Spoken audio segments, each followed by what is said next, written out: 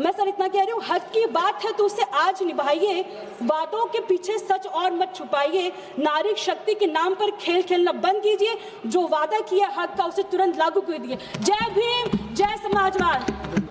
अध्यक्ष महोदय, लोकतंत्र में सबसे बड़ी जिम्मेदारी केवल कानून बनाना नहीं होता, बल्कि सुनिश्चित करना होता है कि कानून के पीछे की नीतियां भी उतनी साफ और ईमानदार हो। अध्यक्ष महोदय, जल्दबाजी में लिए फैसला इतिहास में गलत बन जाते हैं, सोच समझ कर लिया फैसला देश की तकदीर बन जाती है। आज इस सदन में मैं उस आधी आबादी की आवाज़ बनकर खड़ी हूँ जिसे लोकतंत्र ने हमेशा ताकत को प्रतीक बनाया है, लेकिन जब अधिकार देने की बात आती है तब सरकार उन्हें शतरंज की गोटियों की तरह इस्तेमाल करती है। अध्यक्ष महोदय, हम सब महिला आरक्षण बिल के सपोर्ट में थे, हैं, रहेंगे, कोई इफ एंड बट की बात नहीं है, लेकिन सवाल ये है कि क्या यह बिल सच में महिलाओं को सशक्त करने के लिए है? क्या महिलाओं के नाम पर कुछ राजनीतिक उद्देश्य को पूरा करने के लिए है? अध्यक्ष महोदय, हक की बात कही मगर शर्तों में उलझा दिया, महिलाओं के नाम पर सारा एजेंडा ही बदल दिया। नीतियां अगर साफ होती हक कब का मिल जाता, आपने भविष्य कहकर उनका आज ही टाल दिया।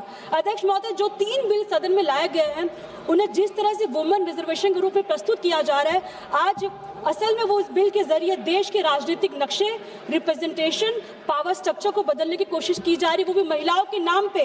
देखिए टाइमिंग, देखिए आप, राज्य के चुनाव से ठीक पहले स्पेशल सेशन बुलाया गया, तो ये कोइंसिडेंस नहीं, कैलकुलेशन कहते हैं अध्यक्ष महोदय से। इस बिल में बहुत सारी समस्या है, जैसे आर्टिकल 82 अमेंडमेंट, महिला आरक्षण के नाम पर डिलिमिटेशन को सरकार की मर्जी पर छोड़ देना।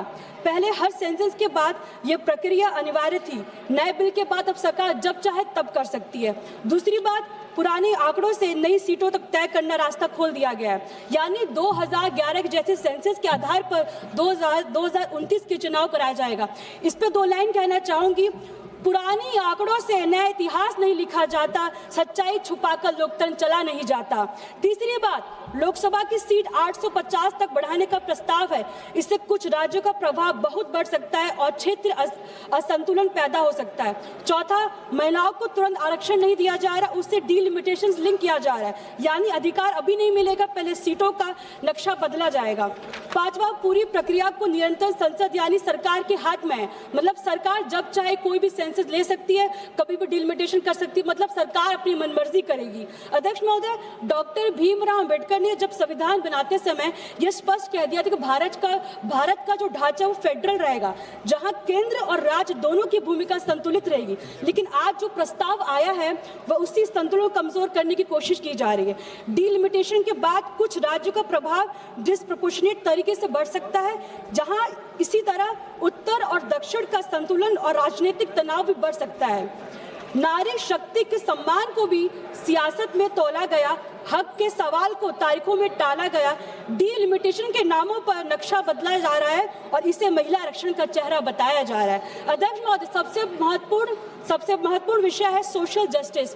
आज देश की लगभग 40% आबादी ओबीसी समुदाय से आती है, लेकिन इस बिल में ओबीसी महिलाओं के लिए कोई स्पष्ट सब कोटा नहीं है।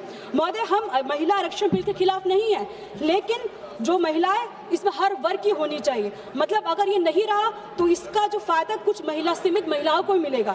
अध्यक्ष महोदय, इसमें मैं 2 लाइन कहूंगी। आधी आबादी को हक न दो, हक दो, पर उसकी आधी आबादी के भीतर बराबरी भी होनी चाहिए। अध्यक्ष महोदय, मैं ये कहूंगी, सरकार कहती है डिलिमिटेशन के बाद वुमेन रिजर्वेशन लागू किया जाएगा, पर मेरा सीधा सवाल है, अगर आज 543 सीट मौजूद है तो उन पर 33% रिजर्वेशन लागू क्यों नहीं किया जा रहा है? क्या महिलाओं का अधिकार किसी एडमिनिस्ट्रेटिव एक्सरसाइज का इंतजार कराया जाएगा? अध्यक्ष महोदय, हम महिला आरक्षण के खिलाफ नहीं है, हम उसके नाम पे हो रहे अप्रोच के खिलाफ है।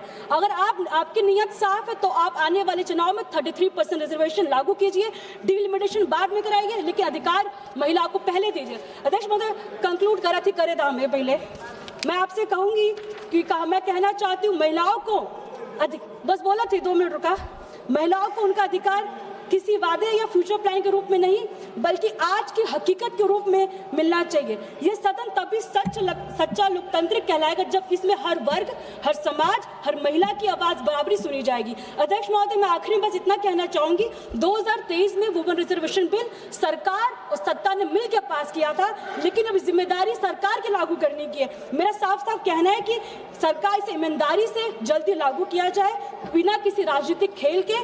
सर 2 मिनट कंक्लूड कर रही हूँ मैं। कुल बात आ गई, सर 2 कुल बात मिनट आ गई।